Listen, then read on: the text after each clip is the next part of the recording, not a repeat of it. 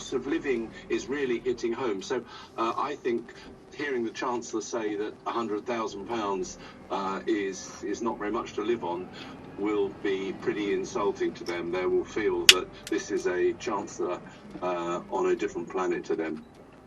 But if that person on £100,000 a year has, through their own fault, they bought a house that because of interest rate rises due to the Tories, that they can no longer comfortably afford, and they have children and they can't afford the childcare for them. I'm really kind of playing devil's advocate here. I can appreciate that, but maybe it benefits the state, all taxpayers, to have a £100,000 earner going to work paying tax on those earnings, and the rest of us giving them a small subsidy to ensure their child or children can get free childcare.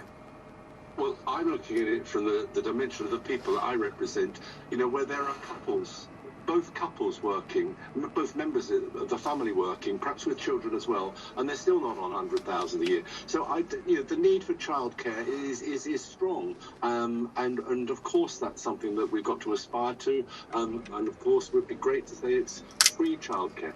But you know, in teachers, if you had 2 teachers or 2 firefighters, they'd be lucky to have their salaries together as £100,000. So this strikes me as somebody, a multi-millionaire, out of touch with people and making remarks which, with hindsight, he probably regrets because they sound so stupid and offensive. How would you make... I thought Jonty came out with... it's not necessarily I would subscribe to, but I thought it was a very interesting response to the Scandic one that he outlined. How would you make the system fair? Because I don't think it is fair. How would you make it fair to parents? Well, I think the idea of more childcare would be, because if you're a young family and you've got children who you want to go out to work as well, get back people into the system, well then there's got to be more childcare facilities. At the moment there are some areas where it's almost impossible to get a childcare place, so you do need that, and ideally you'd have it state run and funded, but at the moment the places are short on that.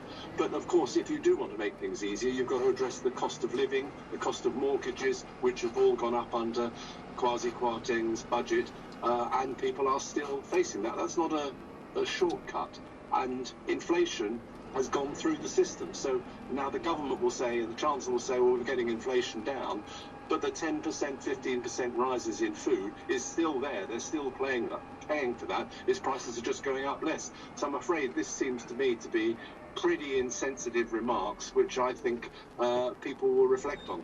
Robert Evans, Labour Councillor, sorry, lovely talking to you this Sunday morning. So, what do you make of it? I mean, are you on £100,000 a year? First of all, if you are, well done. What's it feel like for the rest of us? Do you think you're entitled to some kind of taxpayer support?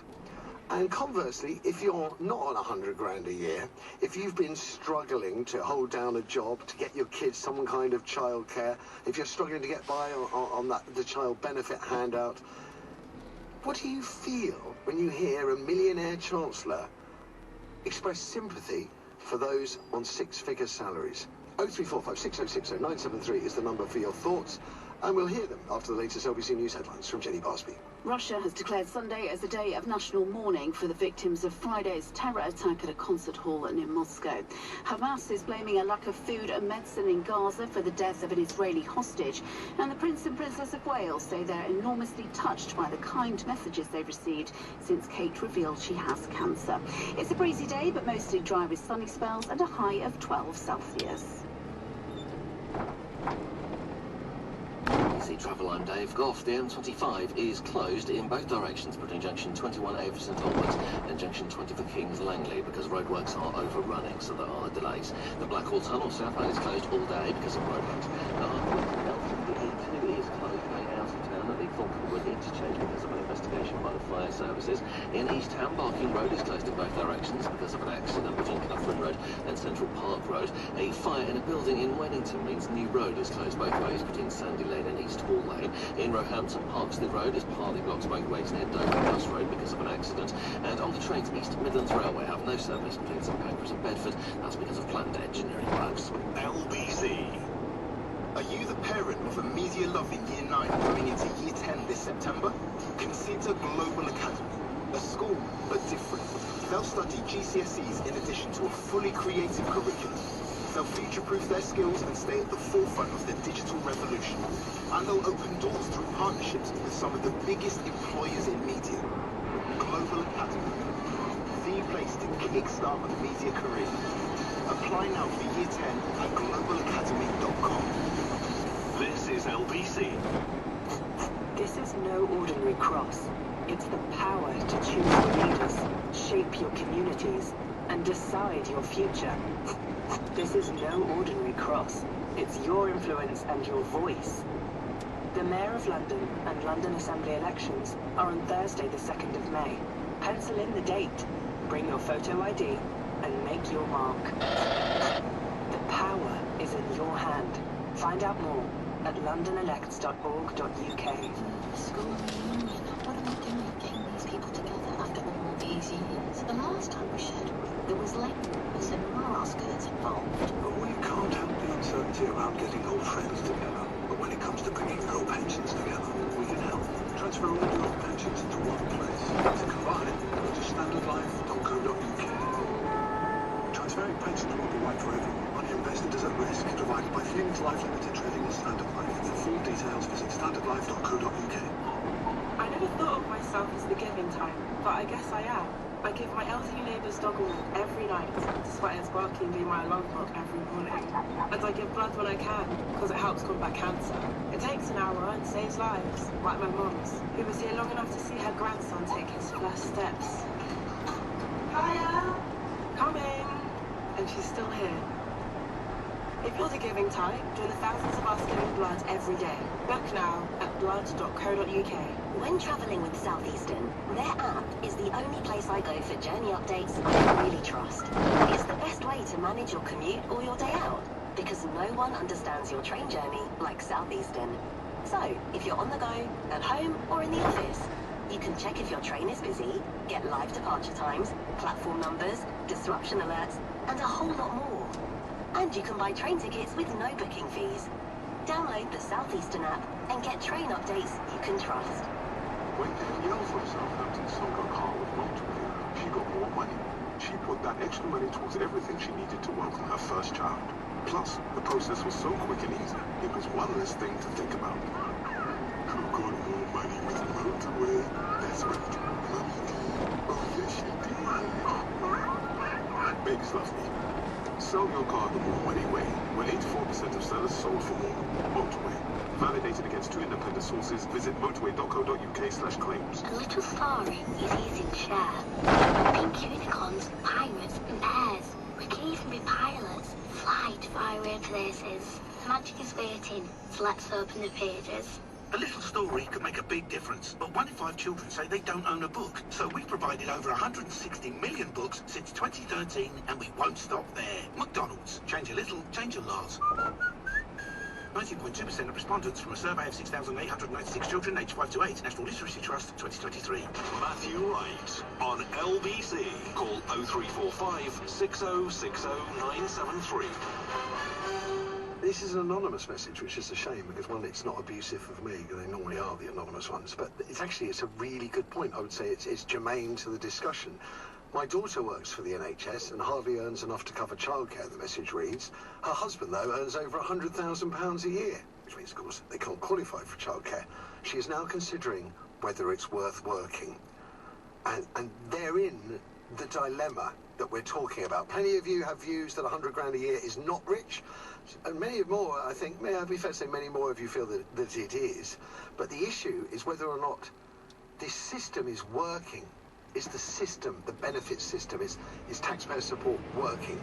Madison has picked up the phone, calling from Catford. Good morning to you, Madison. Oh, hi there. Yeah, so I'm actually kind of falling into that bracket where my husband earns over 100 grand, and I'm on a salary that's somewhat near that as well. But even kind of on our massive salaries, like the cost of childcare has actually delayed us starting a family, and it's the number one concern. Can I ask, Madison, because some people will be listening thinking, you're talking about salaries reaching towards £200,000 combined. Yeah. How can you not have enough money for childcare? Yeah, I know it sounds kind of insane, but one of my friends actually recently had twins, and you don't really budget that, so you never really expect that to happen. And when you're trying to find childcare within the area, you can look at the sites, and there's sometimes indicative pricing, but it's never actually the actual pricing until you get this. So her, for 4 days a week, is for 2 kids that are under 3, is $3,200 a month, and we're not talking about fancy private. Yeah. And I have some other friends who've found something more affordable by choosing. Sorry, that's getting up close for what it costs to send a child to a top private school. I mean, that's crazy money. It's insane. So like her neighbor is a professional cleaner, and she was able to actually send her kids to Colts by buckles down. You know, obviously this was the late 90s, but she's like, well, you could do the same. And then we started looking at the prices, and Colts being one of the local private schools, that would be like, you know, double the price. So it's very prohibitively expensive, and I do totally agree that we shouldn't be focusing on the high earners for giving benefits and supports, but equally if we want to encourage people to have kids and so on. Go to work and keep women in the workplace. Yes. Yeah. Is there a it's not really your job to come up with the solutions, it's our politician, but is there a fairer, better system that you can think of off the top of your head? Well, when I spoke to Europe, how it's, in so many countries it's somewhat universal, and that makes it to where it's much easier for women to have achieve pay equality because you don't take that time out of your career. I think that's honestly the best model. There's another thing we could do if we're really worried about aging population, because we can have more immigrants and things like that are actually positive. But we've got one of those on the phone, folks. Yeah. Madison, very brave of you to mention that last one. You're right, but thank you. Gosh, 200 grand a year, nearly 200 grand a year, and struggling to send a child to childcare. Andrew's picked up the phone from Warrington. Good morning to you, Andrew. Hi, okay? I'm all right, yeah. I'm trying to get my head around how someone on 200 grand a year, or a family on 200 grand a year, can't afford childcare, but you far away with your thoughts.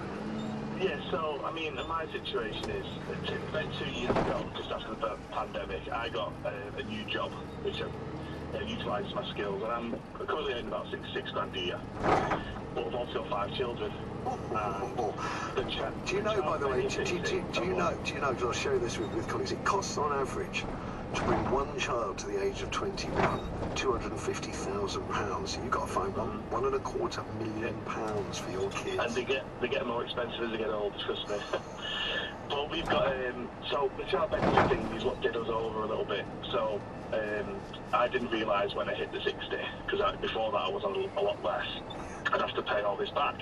So I did the 2 years thinking I'd had loads of money. My wife was working, and we had elderly relatives looking after the children, and then they became too old to look after them. And then as soon as the inflation thing hit, the energy prices hit, at that point the government, the HMRC got in touch and said, right, you owe all this tax back. So I started paying, it was about 350 quid extra a month on my tax, and then I couldn't have the child benefit for the year going forward, so then I lost the 350 quid a month going forward. That's 700 quid deficit in my wages, and then we couldn't nowhere near afford any childcare, so then my wife had to quit her job, and she's at home now looking after the kids. So 66 grand a year sounds like a lot, but when you're on a 45% tax bracket, you're paying back all this child benefit, and you're the only earner in the house, and you've got 5 kids. And you're the only earner in the house, because the system isn't working. Andrew, I'd love to leave it there. Thank you. I want to talk very briefly before the news, to bring us up to speed, really, with the Princess of Wales. I mentioned earlier the story from the Sunday Times about how she'd written the words for her video address, and also the reaction that came from the chief executive of Twitter, a very positive affirmation for the princess, which has led Kensington Palace to speculate, according to the Sunday Times, that perhaps social media and attitudes towards the royals will change. Well, Margaret Holder is a very well-known royal commentator and broadcaster and joins me now. Good day to you, Margaret. Hello, Matthew. Hello. It's a very positive take on events in the Sunday Times. What are your thoughts on the latest? My thoughts are that Catherine, Kate as we call her, did not have to give us any details at all about her medical health. And I think in some ways she was pushed into it, and notably by the awful stuff that was on not just Twitter but other instances of social media. I think it's a sort of subterranean world where people seem to think they can get away with doing or saying anything. And some of the accusations, the allegations, the insinuations were absolutely awful on social media.